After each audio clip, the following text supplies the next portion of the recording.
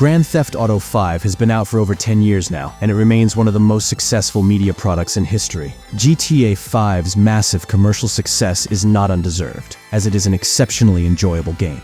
Every open-world game that ever gets released will always be compared to GTA 5, and rightfully so, as Rockstar's open worlds are always staggering achievements in game design, raising the bar for freedom, dynamism, and realism in the open-world genre. But despite all that, GTA 5 has always been overshadowed by its revolutionary yet greedy sibling, GTA Online, which set a new benchmark for how online should be handled in an open-world setting. Rockstar has had a monopoly on the online open-world genre for over 10 years now because most alternatives simply don't compare.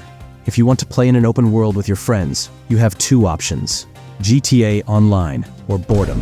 The amount of sub-communities GTA Online has is also a testament to how great the game is. There's something for literally everyone, whether you like cars, planes, or the embrace of your sweaty body pillow. What's crazy to me is that most of GTA Online's player base never even touched GTA 5's story mode, deciding to dive right into the online instead. And maybe they're onto something. Because despite making improvements across the board compared to previous GTA titles in terms of open world, online, freedom and fun, GTA 5 remarkably stands out as one of the worst in the franchise when it comes to its story. One of the main reasons for this is the fact that they put too much on their plate. They were too ambitious with their story, which ultimately left us with an incoherent mess of a story full of plot holes and contrivances. While GTA San Andreas highlighted the corruption and gangs of America and GTA 4 ridiculed the absurdity of the American dream, GTA 5 tries to be a parody of everything, from TV shows and video games to hipsters to the legalization of pot.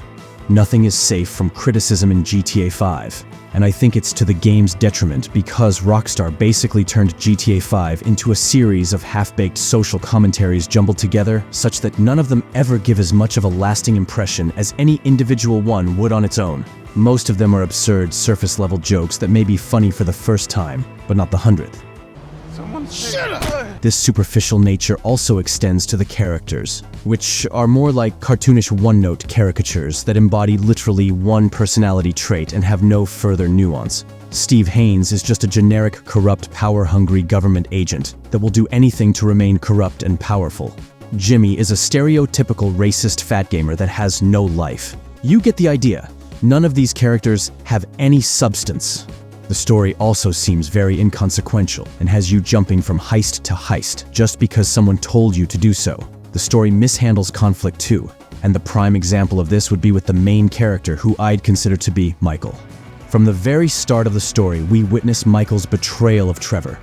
This betrayal remains omnipresent throughout the entire story, leaving us wondering when and how Trevor will find the truth, and how he'll react when he does. With the story hammering down the fact that Trevor champions loyalty above all else. Surely something will happen when he finds out that his best friend tried to kill him, right? Actually, no. Michael and Trevor both go to North Yankton and are forced to face the truth of what happened in the past.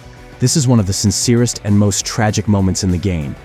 Neither kills or even slightly harms the other, because they both deeply care about each other. Then the Chinese show up as a convenient plot contrivance to break up the dispute. They make a boyfriend joke which is definitely funny and doesn't shatter the immersion. Then Michael's about to be turned to ground beef, but Franklin comes just in time to save him.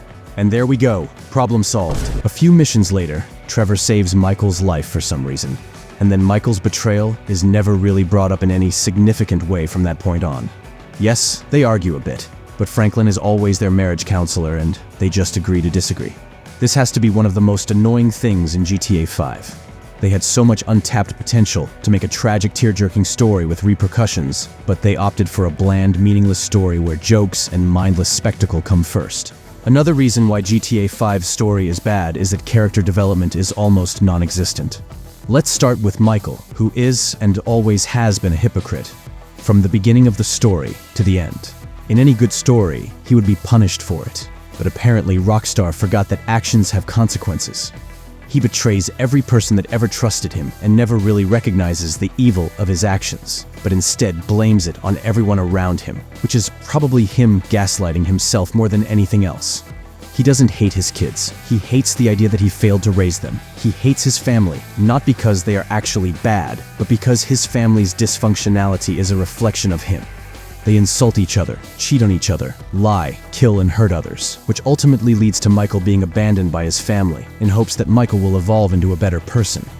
Michael never changes, yet the family still reunites, destroying the last few hours of story where Michael missed his family. None of them matured. They just embraced their dysfunctionality. And somehow that's a good thing? Good stories are stories in which the characters develop. But here, no such thing is found. Michael is definitely not a good person, and Rockstar isn't trying to make him come off as one either. He is a piece of shit, through and through, just like Trevor and Franklin. While there may be something that can be said about playing as three protagonists that are all as evil as each other, it's not really fun when these people live a life devoid of accountability. Similar to Michael, Franklin doesn't grow throughout the entire story. He starts off as a man doing dangerous things for his higher-ups, while getting pennies on the dollar because of the hierarchical nature of Los Santos, or as Franklin would like to call it. Pyramid scheme bullshit. And towards the climax of the story, he is doing pretty much the exact same thing. He may have gotten a bit richer, but he's still the same dog chasing a mail truck in pursuit of success and respect. However, the final mission is really the only saving grace for the lack of character development for Franklin. Ending C is where Franklin decides to say fuck it to the system that he's been a slave to his entire life and decided to kill everyone that wronged him or his friends. But even that comes with a catch. These kills come with no significance or difficulty. These people can be killed in seconds, like any random NPC roaming the streets of Los Santos, which is really frustrating, because they could have done so much more. It just feels so anticlimactic to kill these people with no struggle whatsoever. In a weird way, it seems fitting that they got killed so easily because they weren't even that memorable to begin with. Stretch literally makes only one appearance in the entire game, the second being when he gets killed. I have no idea how the same people who created Tenpenny and Dutch would settle for a villain so bland that most people would be forgiven for forgetting what he even looks like. It's honestly insulting having such a forgettable villain. With that being said, I do think Devin Weston gets a satisfying death, but ultimately, the three protagonists don't really learn anything by the conclusion. So now what? They just go on with their lives. They don't have arcs, and end up exactly how they started. If I tried giving Rockstar the benefit of the doubt, I would maybe say that the point of GTA 5's story is that nothing really matters? That the story is embracing the chaotic nihilism that has made the franchise into what it is? I don't know. But even then, I think the story was executed very poorly. With that being said, I still think GTA 5 is delightfully entertaining. Its missions are fun and memorable, its gameplay and sound design is polished, and its performances are one of a kind, with moments that are engraved in pop culture forever, thanks in no small part to the delivery of the actors. I just don't think the story is deep enough for a Rockstar game, especially considering their portfolio. I just hope GTA 6 has a better story.